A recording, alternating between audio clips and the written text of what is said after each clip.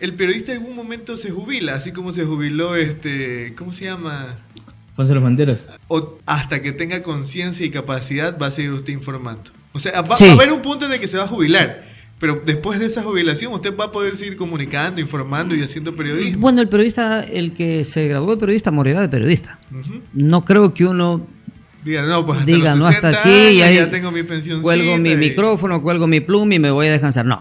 Claro. Uno tendrá que, así sea la última información de la caja. Hoy está una araña arriba, informa del país. A mí Entonces, vamos esa ahí. nota es una de las notas que más me sorprende. Hay un señor, no me acuerdo el nombre, pero es un viejito, pero bien viejito, que tiene un medio digital.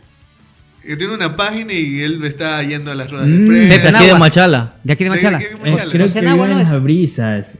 No, Pepe Nahua. José Nahua Rodríguez. Hay Claro. otro.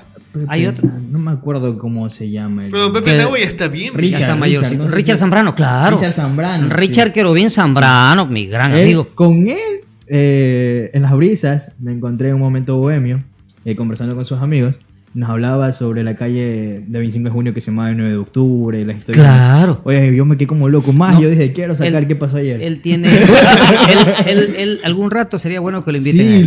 loco. Él es Me un acordé. historiador, conoce. Ajá. Y sabe que la semana pasada falleció un locutor de aquí de Machala, un gran amigo. Tuve la suerte y el privilegio de compartir con él los últimos partidos relatando con él.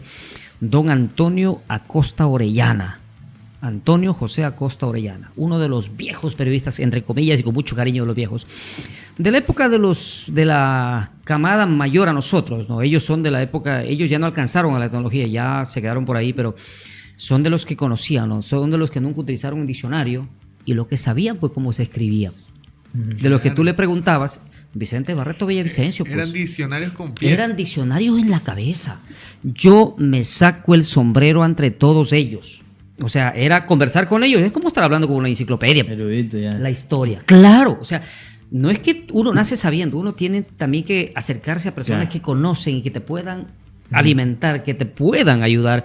Y ahí y le escuché que escribió, o lo leí que escribió Richard Zambrano en su perfil de Facebook.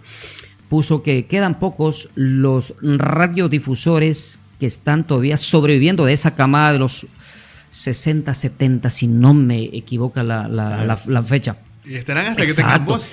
Y Ricardo Zambrano está todavía joven, está tieso, él tiene su noticiero en las mañanas, Ajá, no sí, lo teólogo, hace él en tiene su- su en su noticiero, canal. sí, él tiene su canal Sí, digital yo y comencé lo a hace seguirlo, muy bien. bacán, bacán. Y es una persona, él conoce usted habla del deporte, habla del baloncesto, él habla... Él jugó baloncesto con claro, sí. él escribió un libro de la historia del baloncesto de Machala junto a Macario Serrano, que es uno de los... Macario Serrano es uno de los seleccionados del Ecuador que lo quiso la selección del Guayas. ¿Cuánto no le ofrecieron por llevar para que juegue por la selección del Guayas? Él dijo no, y jugó por el oro, y él le hizo el partido y le ganó a la selección del Guayas una final de Juegos Nacionales.